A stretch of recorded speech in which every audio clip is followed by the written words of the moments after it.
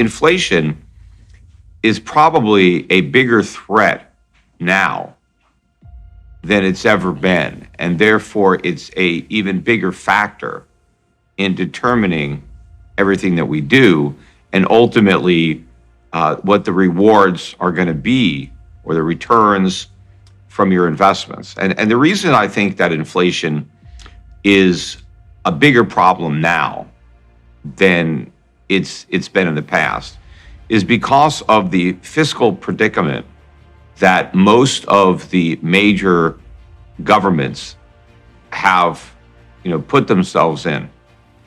And the fact that all politicians, unfortunately, and this is a fatal flaw in democracy, is that politicians first and foremost care about themselves and their own political career and their own reelection. That's what they do for a living. They are career politicians.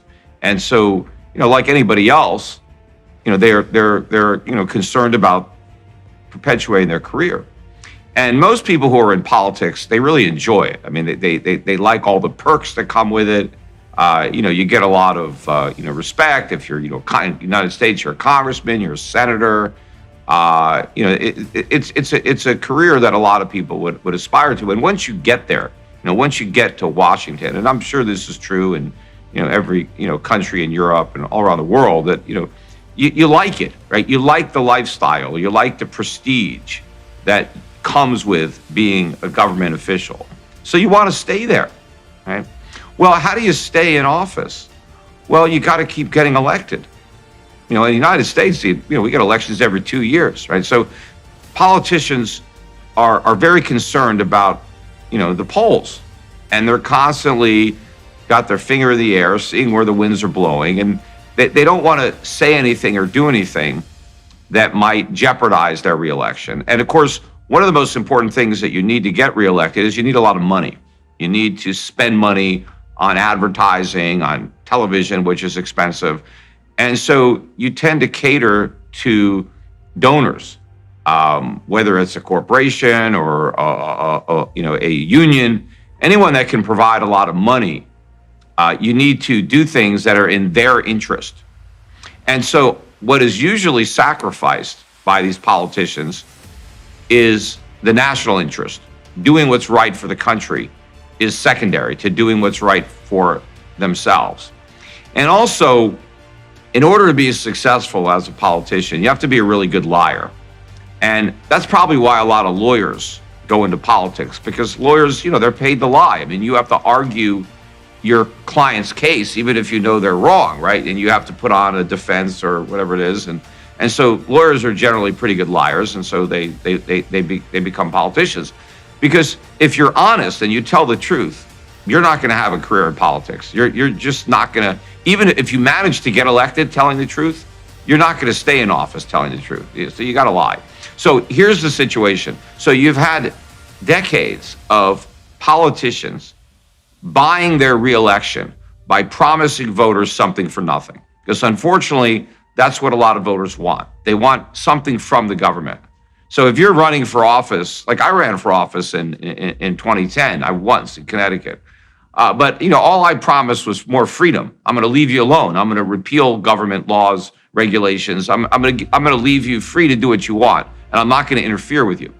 Some people like that message, but a lot of people, that's not what they want. They don't want to be free. They want to be taken care of. They want to know, what are you going to give me? What stuff am I going to get if I vote for you, right? What free stuff? And so... Yeah, well, that's attractive in the short term, especially if you're not paying attention, right? And lots of people don't pay that much attention to political discourse. Yeah. And so if you offer something tangible and immediate, that grips short-term attention, and that can be an effective strategy. And yeah, so, so it's this proclivity to gift in this manner that drives inflation. Do you want to define inflation for people? Yeah, I will in a sec. Know exactly what we're talking about? Yeah, I will. I'm getting there. But and it's even worse when it comes to trying to take away something. Like if you want to cut a program spending, that's even worse, because once a voter has something, nobody wants to take it away. In fact, even some of the politicians, let's say Republicans in the United States, that might have opposed certain government welfare type programs, when they started. Once they're in place, even those people won't vote to take them away. That's how a danger it is. So the situation is, you've had all these politicians who have promised so much stuff that the taxpayers can't deliver. And of course, when politicians want to give voters something, they don't want them to pay for it. So they want to spend money, but they don't want to raise taxes, because governments don't have any money. They only have the money they take. They have to take money from the people in order to give money back to the people. And so if the government's taking your money, that you don't like. So with paper money, which unfortunately we have now fiat currency, where governments don't need gold, real money. They could just create paper money out of thin air, right? They could just manufacture it digitally, and there it is. That enables governments to spend without collecting taxes. They run these large deficits, and they're able to print the difference and hand out that money, so they can give people money without also taking the money away. And now they don't mind taking money away from rich people, because there's not as many of those, right? So they don't lose as many votes, although certain rich people can donate a lot to their campaigns, which often prevents the taxes from getting too high. But inflation, you asked for the definition. Inflation is really just another tax, because governments create inflation. And inflation is also probably one of the most misunderstood words in the English language, and deliberately so. I think governments around the world kind of led the campaign to redefine inflation. So if you go back to the origin of the word, and if you have a dictionary, even from the 1980s, a Webster's dictionary, you'll get the real definition of inflation. So inflation is an expansion of the money supply. That's all it is. Deflation is a contraction of the money supply. So if you even think about the word inflate is to expand. Like a balloon. If you fill a balloon with air, it expands. So with inflation, what's being expanded is the money supply. And who expands the money supply? Governments. Or they do it generally now through a central bank, but it's the central banks of these governments that are expanding the money supply. Now, when you expand the money supply, you have more money. Well, if you have more money, but you don't have more stuff to buy, well, the price of everything goes up. That's just basic economic supply and demand. The more money there is, the less each individual monetary unit is worth. And now prices go up. Now, what governments have done is they've said, prices going up, that's inflation. No, it's not. That is the consequence of inflation, because prices don't expand, prices go up and down as a result of inflation. Now, what happens is sometimes prices don't go up, but you still have inflation. And that's because without that inflation, prices would have gone down.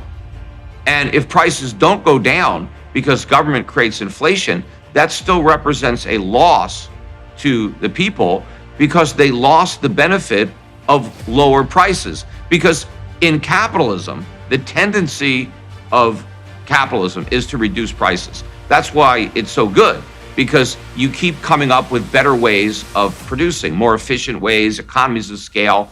If you look at the CPI, for example, in the United States in 1800, and then you look at the same CPI in 1900, and they have the data, prices were cut in half. You had a 100-year period where you had deflation, or the money, or prices falling for 100 years, and that was a good thing. All the politicians now tell us that we need prices to go up, that we must have inflation, the way they define it, of 2% a year. Why? Why do prices have to go up every year? Why can't they go down every year? Isn't that better if stuff gets cheaper? If the cost of living goes down? Of course it is. But these politicians are trying to sell this lie to the public that rising prices are somehow necessary for prosperity, that if prices don't go up. Okay, so let me sum up what you've said. So the first thing you said that I think is worthy of note for people to remember is that the price of something is a function of the ratio of the money available to the goods available. And so if you make money twice as available, then things cost twice as much. And then you defined inflation. You defined inflation in that regard. You said inflation isn't prices going up.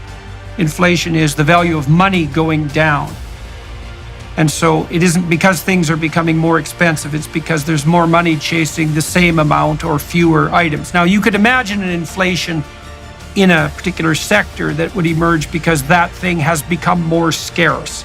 But general inflation is a reflection of the inflation of the money supply. Right. And then you said, well, here's the, let me just finish the summary. You said there's drivers of that inflation of the money supply. And the basic driver is that because we have a fiat currency that isn't pegged to something permanent, let's say, like gold, and because politicians can create money by printing it, they're incentivized to do so because they can offer people who aren't paying much attention cheap gifts for nothing. And the fastest way to pay for that, because they don't want to raise taxes, is to increase the money supply.